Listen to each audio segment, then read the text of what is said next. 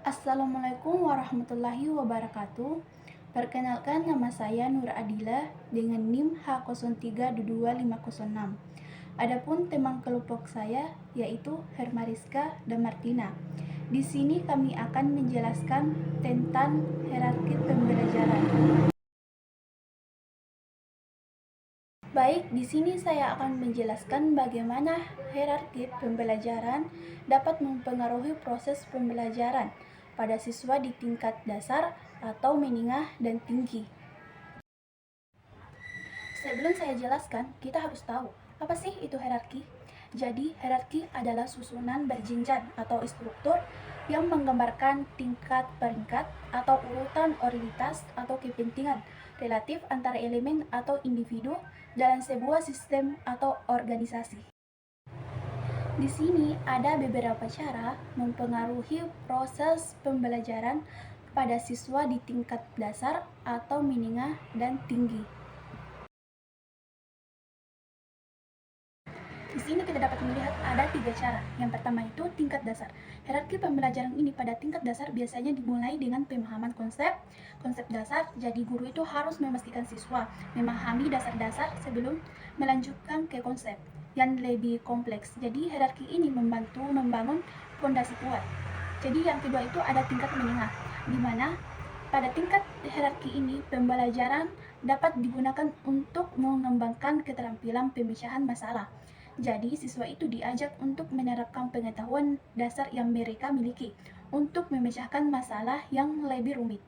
Jadi, hierarki ini juga membantu mengajarkan konsep-konsep yang lebih abstrak. Nah, yang ketiga itu ada tingkat tinggi, di mana tingkat tinggi ini hierarki pembelajaran menjadi lebih kompleks. Jadi, siswa itu harus mampu melakukan analisis mendalam, eksistensi, dan evaluasi. Jadi, konsep-konsep yang lebih kompleks. Jadi, hierarki ini membantu dalam pengembangan keterampilan kritis dan pemikiran kreatif. Nah, jadi hierarki pembelajaran itu juga dapat membantu dalam merancang kurikulum yang sesuai dengan untuk setiap tingkat pendidikan. Nah, pada tingkat dasar ini, dia lebih fokusnya adalah pada pengenalan konsep dasar. Nah, sedangkan dia di tingkat menengah itu dia lebih fokusnya adalah pada pengembangan pemahaman yang lebih mendalam. Sedangkan di tingkat tinggi itu, dia fokusnya adalah pada penerapan konsep-konsep ini dalam konteks yang lebih luas. Assalamualaikum warahmatullahi wabarakatuh. Perkenalkan, nama saya Martina dengan NIM H032239, kelas Biologi Up, anggota dari kelompok 3. Baik, materi selanjutnya yang saya akan bahas tentang bagaimana implementasi hierarki pembelajaran dapat mempengaruhi motivasi belajar siswa dan apakah ada dalam pendekatan hierarki pembelajaran antara tingkat pendidikan yang berbeda. Karena implementasi hierarki pembelajaran mempengaruhi motivasi belajar siswa. Implementasi hierarki pembelajaran dapat memiliki dampak yang signifikan pada motivasi belajar siswa. Berikut ada beberapa cara bagaimana itu bisa terjadi. Yang pertama yaitu keterlibatan siswa pada tingkat pendidikan yang lebih rendah seperti PAUD dan pendidikan dasar. Pendekatan pembelajaran yang berfokus pada permainan, eksplorasi, dan interaksi sosial dapat meningkatkan keterlibatan siswa. Yang kedua yaitu pemilihan otonomi pada tingkat pendidikan yang lebih tinggi seperti pendidikan menengah dan tingkat dasar, memberikan siswa pilihan dan otonomi dalam memilih mata pelajaran atau proyek penelitian mereka sehingga meningkatkan motivasi siswa. Yang ketiga yaitu tingkat kesulitan yang sesuai. Penting untuk memastikan tingkat kesulitan materi pembelajaran sesuai dengan kemampuan siswa. Materi yang mudah atau terlalu sulit dapat mengurangi motivasi bagi siswa. Keempat yaitu tujuan dan relevansi. Menyajikan tujuan pembelajaran yang jelas dan menjelaskan relevansi materi dengan kehidupan sehari-hari atau tujuan karir dapat memotivasi siswa. Yang kelima yaitu mereka dapat melihat nilai dalam berupa yang mereka pelajari. Umpan balik atau konstruktif, memberikan umpan balik yang konstruktif dan mendukung dapat meningkatkan motivasi siswa. Mereka perlu merasa bahwa usaha mereka dihargai dan mereka memiliki peluang untuk memperbaiki diri. Yang keenam yaitu kolaborasi dan kompetisi. Kolaborasi antara siswa atau kompetisi sehat dapat memotivasi siswa untuk berpartisipasi aktif dalam pembelajaran. Mereka dapat merasa termotivasi untuk bekerja sama dengan teman-teman atau bersaing untuk mencapai hasil yang lebih baik. Jadi setiap siswa memiliki preferensi dan gaya pembelajaran yang berbeda. Oleh karena itu, penting bagi pengajar untuk memahami kebutuhan individu mereka dan berusaha menciptakan lingkungan pembelajaran yang bermotivasi semua siswa. Hierarki pembelajaran yang disesuaikan dengan tingkat pendidikan dan karakteristik siswa dapat membantu meningkatkan motivasi belajar. Materi selanjutnya yaitu apakah ada perbedaan hierarki pembelajaran antara tingkat pendidikan yang berbeda. Nah, tentu ada perbedaan dalam pendekatan hierarki pembelajaran antara tingkat pendidikan yang berbeda. Berikut ada beberapa perbedaannya. Yang pertama yaitu pendidikan anak PAUD usia dini. Di tingkat PAUD, pendekatan pembelajaran biasanya lebih berfokus pada permainan, eksplorasi, dan aktivitas bersifat sosial atau sensorik. Tujuannya adalah untuk mengembangkan keterampilan motorik, sosial, dan kognitif dasar. Yang kedua yaitu pendidikan dasar. Di tingkat pendidikan dasar lebih terstruktur, siswa belajar konsep dasar dalam mata pelajaran seperti matematika, bahasa Indonesia, dan sains. Metode pengajaran mungkin lebih berorientasi pada guru yang memberikan pengetahuan kepada siswa. Yang ketiga yaitu pendidikan menengah. Pendidikan menengah. Pada tingkat pendidikan menengah, pendekatan pembelajaran cenderung lebih kompleks. Siswa diberikan lebih banyak otonomi dan mengambil mata pelajaran pilihan mereka, dan pendekatan yang lebih analitis dan kritis diperlukan dalam memahami materi. Dan terakhir yaitu pendidikan tinggi. Di perguruan tinggi, pendekatan pembelajaran seringkali lebih mandiri. Mahasiswa diharapkan untuk mengembangkan keterampilan penelitian, analisis, dan pemecahan masalah secara lebih mendalam. Pelajaran aktif dan partisipatif juga menjadi penting bagi mahasiswa. Mungkin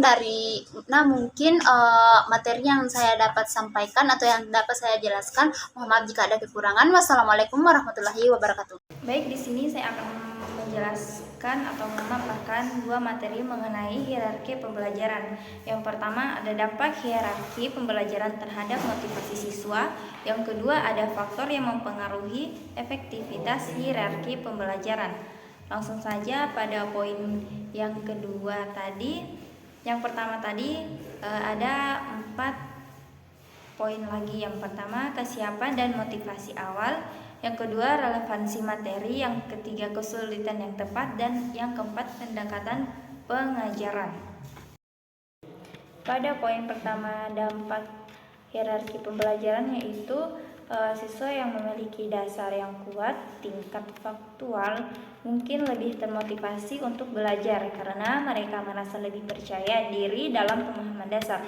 Namun, jika mereka merasa kesulitan pada tingkat ini, motivasi mereka mungkin berkurang atau bahkan minat belajar mereka itu akan berkurang dengan sendirinya. Yang kedua, yaitu relevansi materi. Pada penjelasan relevansi materi ini yaitu penting bagi guru untuk membuat koneksi antara tingkat pembelajaran dengan aplikasi dunia nyata. Siswa akan lebih termotivasi jika mereka melihat bagaimana pembelajaran pada tingkat yang lebih rendah akan membantu mereka dalam kehidupan sehari-hari atau karir mereka di masa depan nanti.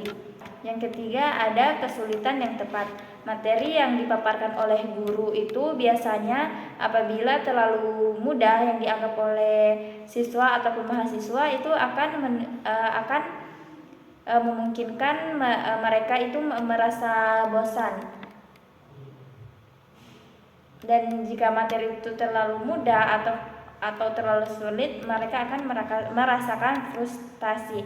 Yang selanjutnya ada pendekatan pengajaran.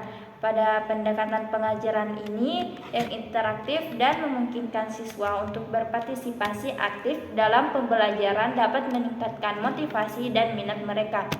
Maksudnya di sini interaktif yaitu siswa diharapkan mampu aktif dalam setiap memulai pembelajaran, baik itu dalam aktif berbicara ataupun menjawab soal-soal yang disediakan oleh guru.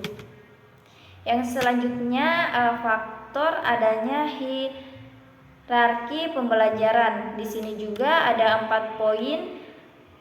Kita bisa lihat di slide di atas. Yang pertama ada keterlibatan aktif, yang kedua ada evaluasi dan umpan balik, yang ketiga ada motivasi siswa, dan yang keempat ada penggunaan teknologi. Nah, bisa kita lihat pada slide di atas. Yang pertama ada keterlibatan aktif. Nah, di sini keterlibatan aktif itu mendorong keterlibatan aktif dari siswa seperti diskusi kelompok, proyek atau eksperimen yang dapat meningkatkan pemahaman materi bagi siswa yang mempelajari materi yang dipaparkan oleh guru tersebut.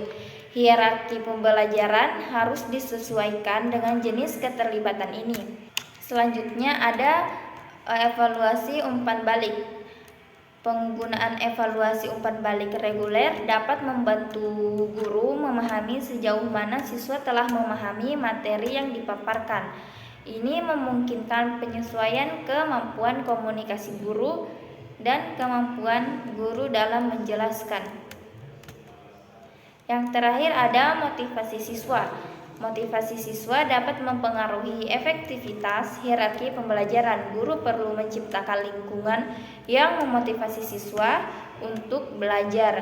Mungkin melalui penyajian materi yang menarik, tujuan pembelajaran yang jelas, atau pengakuan atas prestasi mereka.